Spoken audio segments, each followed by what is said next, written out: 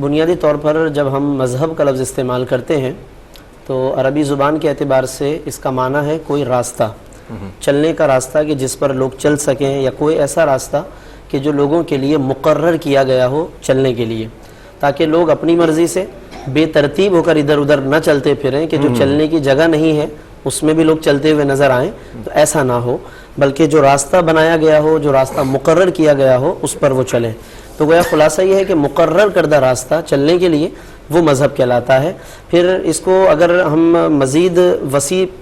تر پیمانے میں دیکھیں یا وسیع تر مفہوم کے اعتبار سے دیکھیں تو اور ایک خاص شرعی اصطلاح کے اعتبار سے بات کریں تو پھر اس کو ہم دین کہتے ہیں، کیونکہ مذہب تو ڈائریکٹلی ہماری کوئی شرعی اصطلاح نہیں ہے، یہ ہماری اردو زبان میں معروف ہے یہ لفظ کہ ہم اسلام کے لیے مذہب اسلام کہہ دیتے ہیں یا کسی اور مذہب کے لیے مذہب کا لفظ استعمال کرتے ہیں۔ ہماری جو دینی اور اسلامی جو اصطلاح ہے وہ دین ہے، چنانچہ قرآن مجید میں بھی فرمایا کہ ان الدین عند اللہ الاسلام، بے شک اللہ کے نزدیک اب جو دین ہے فائنل اینڈ لاسٹ وہ دین اسلام ہے، تو اللہ نے دین کا لفظ استعمال فرمایا۔ تو مذہب ہمارے اردو میں یوں سمجھ لیں کہ لوگوں کو سمجھانے کے لیے، ان کی سطح پر آسان بنانے کے لیے ہم اس کو مذہب کہتے ہیں یا مذاہب عالم کہتے ہیں، ورنہ جو اصل لفظ ہے تقابل ادیان جب ہم کہتے ہیں تو وہاں پہ بھی ادیان کا لفظ استعمال کرتے ہیں، دین کی جمع تو دین، جی بالکل۔ تو دین یا مذہب بنیادی طور پر ہم ایک قانون کے معنی میں اس کو استعمال کرتے ہیں، اور جب ہم یہ سوال کرتے ہیں کہ اس کی ضرورت کیوں ہے انسان کو، تو یہ بالکل ایسا ہی سوال ہے کہ اس ملک میں رہتے ہوئے لوگوں کو بھائی قانون کی ضرورت کیوں ہے،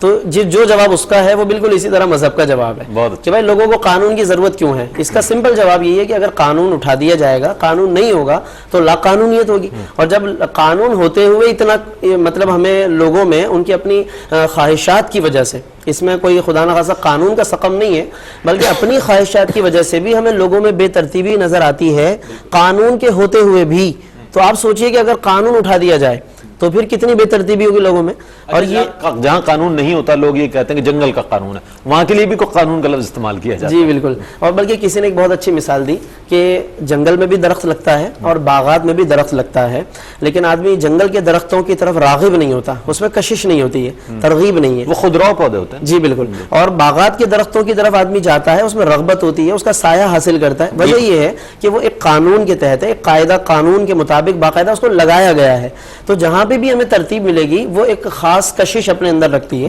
تو مذہب کا بھی یہی معاملہ ہے کہ وہ ایک قانون کا نام ہے، ایک قاعدے کا نام ہے، اور ایک نظم و ضبط کے مطابق لوگوں کو چلانے کا نام ہے۔ اچھا، پھر آپ یہ دیکھیں کہ جو شخص یہ دعویٰ کرتا ہے کہ کوئی مذہب نہیں چاہیے، ہم کسی مذہب کے بغیر چلیں گے، وہ بھی دراصل ایک مذہب بنا رہا ہے،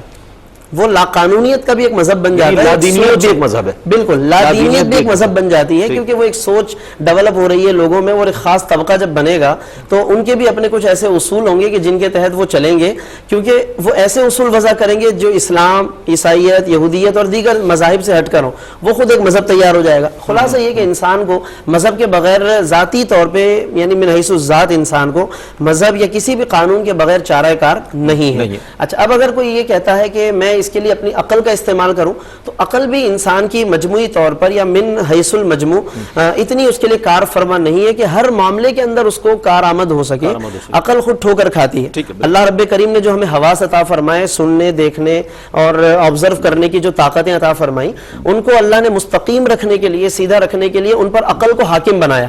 پھر جب عقل بھی ٹھوکر کھاتی ہے تو پھر مذہب اس پر حاکم ہے۔ یہ اللہ رب کریم نے ایک اس طریقے سے انسان کو ایک اس کی نیچر اور اس کی فطرت بنائی ہے۔ چنانچہ جن اقوام نے مذہب کو چھوڑا، لا مذہبیت کی طرف آئے، لا دینیت کی طرف آئے، الحاد اور بے دینی کی طرف آئے، انہوں نے جب عقل کی بنیاد پر فیصلے کرنے شروع کیے تو وہ کبھی بھی کسی معاملے میں ایک جگہ پر نہیں ٹھہر سکے۔ ان سے انسانیت کی حقیقت پوچھی گئی تو کبھی کسی دور میں انہوں نے کوئی نظریہ پیش کیا، کسی دور میں کوئی نظریہ پیش کیا، انسان کی حقیقت کے لیے اور انسان کے تمام اعمال کے مجموعے کے لیے انہوں نے ہر دور میں نظریہ تبدیل کیا ہے۔ آپ اگر ہم جب دیکھتے ہیں یورپ کے مفکرین کے حوالے سے، یہود و نصارہ کے اور دیگر مفکرین کے حوالے سے، تو ان کے نظریات مختلف ادوار میں بدلتے رہے ہیں، تو یہ ہمیں مطلب لا مذہبیت کے نتیجے میں ہمیں نظر آتا ہے۔ لیکن جب ہم مذہب کی طرف آتے ہیں تو ہمیں خاص طور پر اگر مذہب میں مذہب اسلام کی بات کریں تو جناب رسالت مآب صلی اللہ علیہ وسلم کے وہ اقوال فرماتے ہیں، انما بعثت لاتمم